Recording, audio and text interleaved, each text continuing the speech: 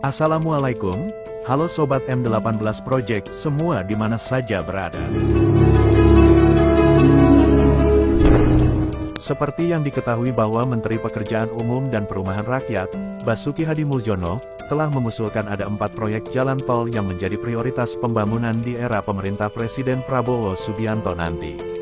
Di mana keempat proyek tersebut tersebar di Bali, Sumatera, hingga Kalimantan.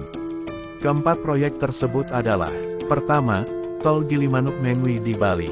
Sebelumnya proyek itu diinisiasi PT Tol Jagadkerti Bali, namun terputus alias belum berlanjut lagi. Kedua, penyelesaian konstruksi Tol Probolinggo-Banyuwangi. Tol Probolinggo-Banyuwangi merupakan bagian dari jaringan Tol Trans Jawa, yang akan menghubungkan ujung barat hingga ujung timur Pulau Jawa. Ketiga, penyambungan Tol Trans Sumatera. Jalan Tol Trans Sumatera telah dibangun sepanjang 800 km. Ini artinya harus membangun jalan tol sepanjang 2054 km. Keempat, Tol Akses EIKN. Basuki mengusulkan pembangunan tol yang melintasi Sungai Sepaku dengan teknologi immerse tunnel, atau terowongan bawah air. Dari keempat proyek jalan tol tersebut, tidak disebutkan proyek jalan tol Getaci, atau Tol Gedebage Tasikmalaya Cilacap. Lantas, bagaimana nasib proyek tol Getaci ini di era Presiden Prabowo nanti? Akan dibangun atau malah di stop? Inilah ulasannya.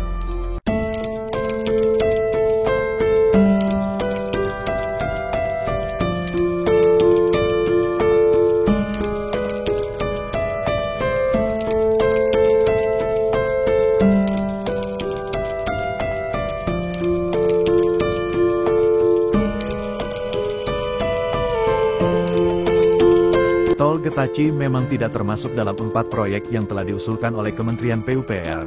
Namun kita semua tahu bahwa Tol Getaci diadakan, atau akan dibangun dengan tujuan untuk meningkatkan konektivitas antara wilayah Garut, Tasikmalaya, dan Cilacap.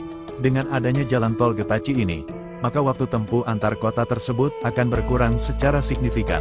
Maka ujung-ujungnya, Tol Getaci akan menguntungkan secara aspek bisnis, karena bersifat mendorong pertumbuhan ekonomi.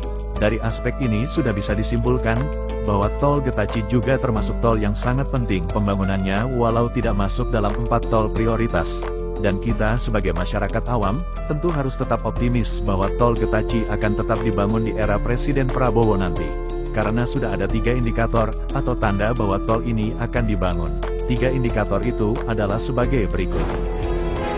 Pertama, pemerintah pertahankan status Tol Getaci sebagai proyek strategis nasional atau PSN.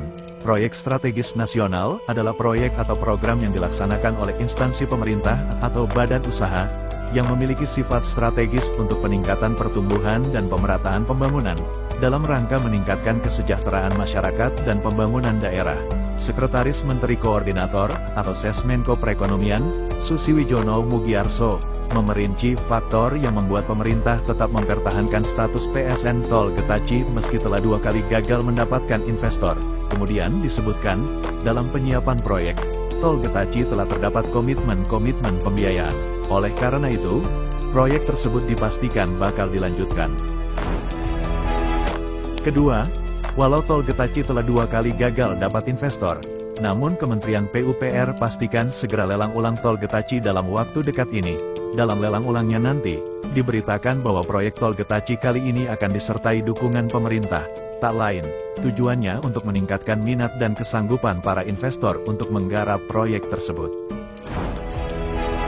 Ketiga, pembayaran uang ganti rugi Tol Getaci sudah mencapai 25%. Satuan Kerja Pengadaan Tanah Jalan Tol Wilayah 1 Direktorat Jenderal, atau Ditjen Bina Marga Kementerian PUPR, mengklaim pembayaran uang ganti rugi untuk pembangunan Tol Gedebage Tasikmalaya Cilacap, atau Tol Getaci, sudah 25%. Kepala Satuan Kerja Pengadaan Tanah Jalan Tol Wilayah 1 Ditjen Bina Marga, Asi Nirbiyanti, mengatakan proses pembayaran ganti rugi masih dilakukan di wilayah terdampak yang berada di Kabupaten Garut. Itulah Sobat M18 Project semua.